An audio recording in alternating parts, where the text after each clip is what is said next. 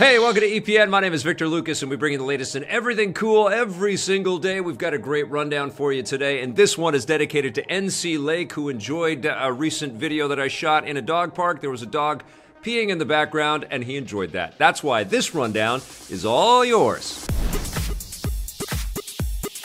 It's official, the next James Bond movie has found a director, but we'll have to wait a little longer to see it. Bond producers Michael G. Wilson and Barbara Broccoli, as well as star Daniel Craig, have announced that the next film in the series will be directed by American filmmaker Cary Joji Fukunaga. He was one of several names rumored to be up for the job, and he's best known for directing the first season of HBO's True Detective, as well as the 2015 war drama Beasts of No Nation starring Idris Elba. On the new Bond, Fukunaga is replacing original director Danny Boyle, who dropped out earlier this month after creative differences with the producers. Because he's just coming aboard right now, the new Bond film has been delayed from its original release window of late 2019 and will now hit theaters on February 14th, 2020. So happy Valentine's Day, Bond fans like myself. I can't wait to see this movie.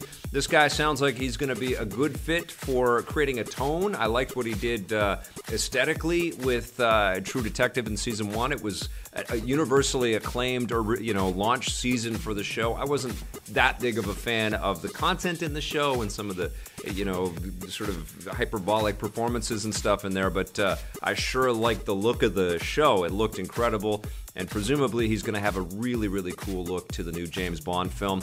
A lot of different sort of vantage points and people asking for different things out of this movie. I just want it to be as good or better than Casino Royale, especially if this is going to be Daniel Craig's last movie, but we shall see. We've got a bit of a wait for sure.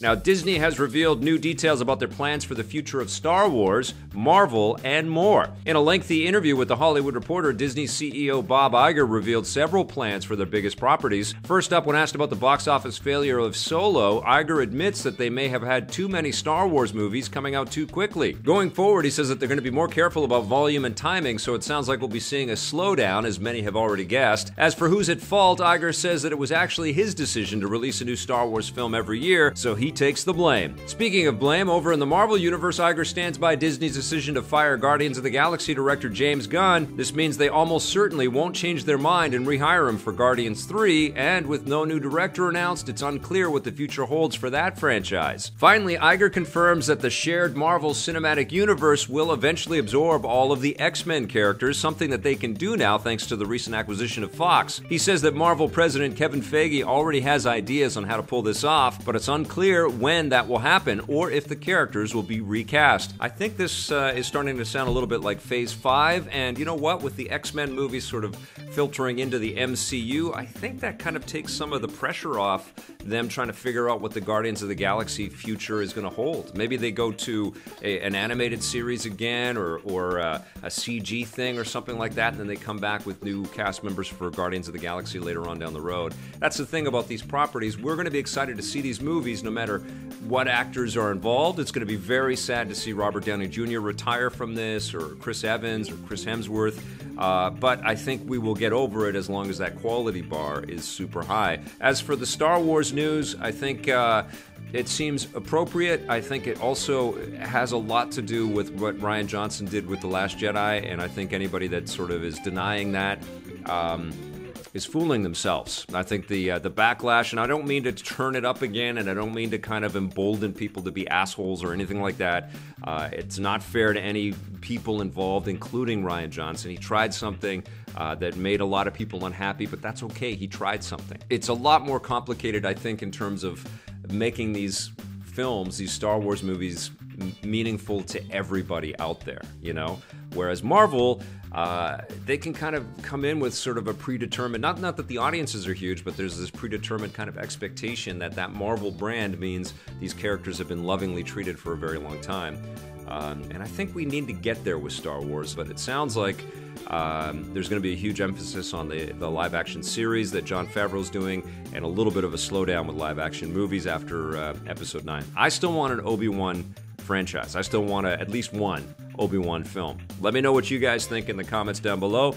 And Marvel is going to work their superpowers on Disney's new online streaming service, but they haven't forgot about traditional television. Marvel is reportedly developing an all-new superhero show for Disney-owned ABC. No official announcements have been made, but Variety claims that the series will focus on different female heroes, although no specific characters have been named. The show is being produced by Alan Heinberg, who has a long history working in film and television, as well as comics for both Marvel and DC. He also co-wrote the big-screen Wonder Woman movie, so he has a lot of superhero cred. No word on when the new show might be hitting the airwaves. Yesterday, reports surfaced that Marvel is developing several new shows exclusively for the upcoming Disney streaming service. Those shows are expected to focus on existing heroes like Scarlet Witch and Loki, and will even use the same actors from the movies. Why was she up there all this time? Now, what Marvel female heroes do we want in a new show on ABC?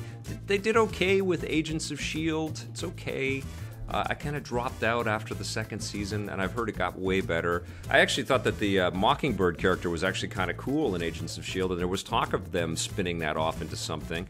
I enjoyed that Peggy Carter show. I wouldn't mind seeing that be revived, but I think they're going to try something brand new, and I'm kind of scratching my head on what characters they're going to want to do, because I don't think they would want to make a new ABC show with Marvel heroes, like primetime ABC, that we don't know the characters. I think they need to dig into something that we're kind of familiar with, maybe not just from obscure comics. I don't know. Interesting. There is going to be no end to cool superhero projects, though. They're a lot of fun to watch. Speaking of fun to watch, it sounds like it's going to be very hard to get out of the new Twilight Zone. Get Out writer-director Jordan Peele will be the face of the new Twilight Zone reboot, which is currently in the works for the streaming service CBS All Access. Peele was already set to produce the new series, but now we know that he'll also narrate and host every episode, taking on the same role filled by the iconic original host Rod Serling. Peele is obviously in high demand following the huge success of Get Out, and with his involvement in the new Twilight Zone, CBS is hoping he'll make the show his biggest success. They're banking on it being a major selling point for CBS All Access, which so far really only has one flagship series, Star Trek Discovery. Audiences will be able to step into the new Twilight Zone next year. I love the original Twilight Zone anthology series. I know they've brought it back previous times to, a moderate degree of success. I think with the technology and sort of the maturity in genre storytelling that exists out there in Hollywood right now, I think we're going to be in for some really interesting tales. Get Out kind of feels like it could almost be, a story ripped right out of the Twilight Zone universe. I'm excited to see what happens here. I think Jordan Peele is a phenomenal talent, and I also think he's got a really high standard, so I think this is going to be a great show, and it's exactly what CBS All Access needs, is another cool show to make their streaming service stand out from the pack. And we all know we're going to have about 6 or 7 streaming accounts in the next couple of years. It's going to get crazy. It's going to be a new way of thinking about cable television, I guess.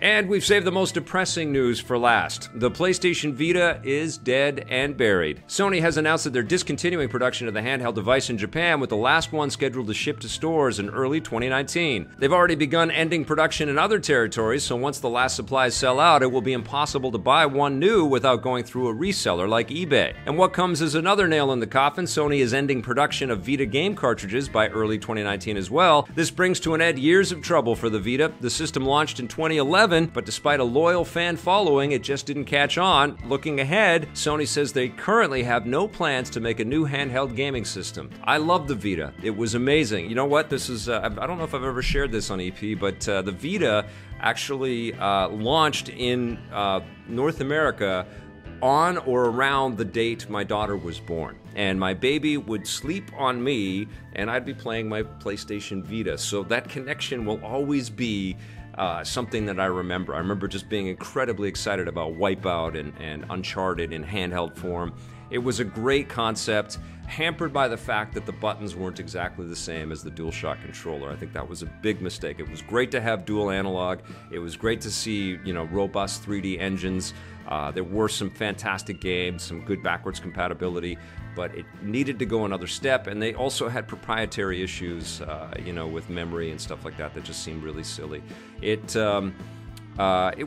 was a cool device, and I certainly understood the attraction. I know why Greg Miller is still obsessed with his Vita. I think Sony needs to figure out how to make the PlayStation 4 a a Switch. You know, they're following Nintendo's lead and they're giving us a PlayStation Classic Edition. They might as well make us a PlayStation 4 Switch. I know it's a technological hurdle for them to do that, but that would be rad, and we would all sign up for one of those. I don't think they should walk away from the handheld market altogether. I think that there are players in the mobile space. They're probably investing into 5G technology. I think that they just need to figure out how to make something that's really cool, not entirely proprietary, because Sony likes to sell you all these little widgets and things that only work on Sony stuff, and affordable and powerful. And I think we will show up, and maybe some of that awesome Vita software will be ported to whatever they come out with. My hypothetical wish dream system that I think many of us share, we would like Sony to make. But I doubt it, and I think pretty soon we're going to get teased about what the PlayStation 5 is all going to be about. But that's going to do it for our rundown today. Thank you so much for watching, everybody. We'll be back again tomorrow with a brand new EP Live for you, so please come back for that. In the meantime, watch all the other material that we've made for you, and if you dig it, hit subscribe and that little bell. If you're so inclined, join up and become a member of EPN. Thanks for watching, everyone. Play forever.